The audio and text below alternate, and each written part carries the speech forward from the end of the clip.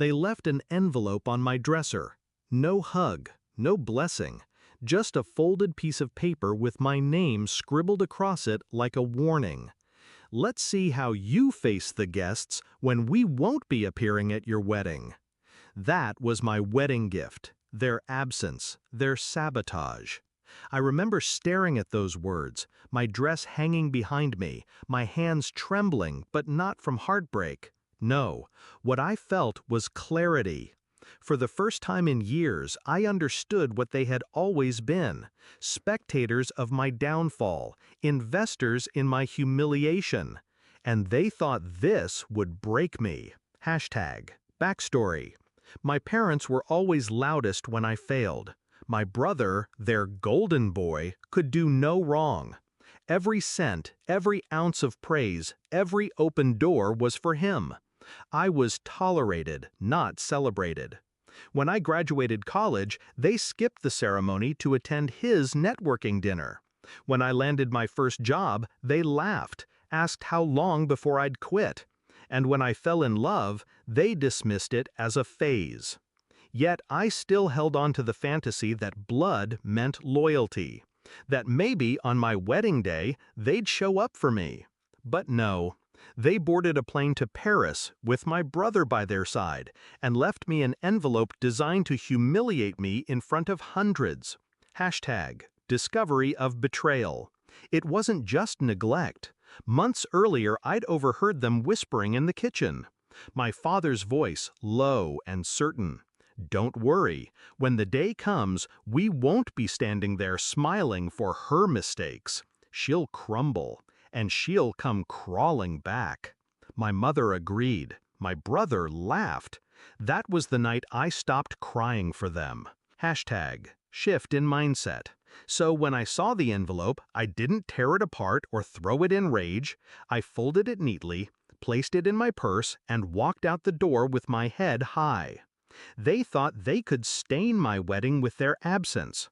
They didn't know who I was marrying. They didn't know what I had built behind their backs. They didn't know that tonight, the daughter they dismissed would rise higher than they could ever reach.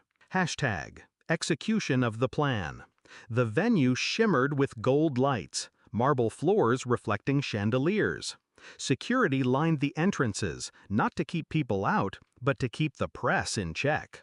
My fiancé's family name was carved into the city's skyline. Old money. Power that silences rooms. The moment we stepped into the hall, cameras exploded in flashes.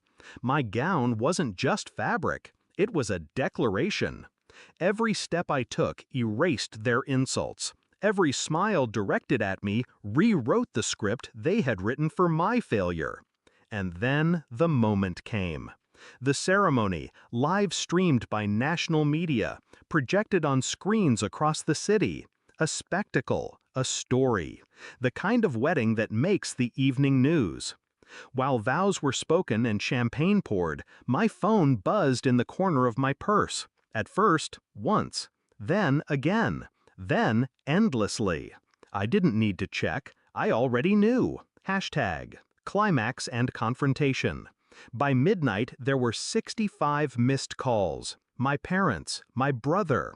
Their Paris trip suddenly irrelevant, their petty cruelty collapsing under the weight of my success. They had wanted me humiliated, alone, abandoned at the altar. Instead, they watched from their hotel room as the world applauded me, as my name trended, as I became untouchable. I imagined their faces pale against the glow of the TV. My mother's hand trembling, my father speechless for once, my brother's arrogance crumbling. I didn't answer their calls, not one. That was the confrontation. Silence. My revenge was not loud. It was denial. Absolute and final. Resolution. The envelope still sits in a drawer in my new home. Sometimes I take it out, read their words, and smile. They wanted me to face my guests in shame.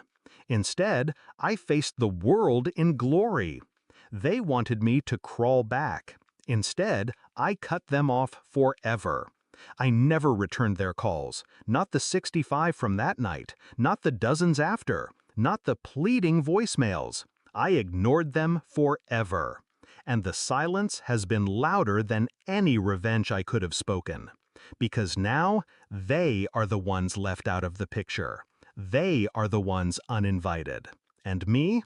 I walked into a new life that night, not as their daughter, but as my own. Free, untouchable, finally enough, without them.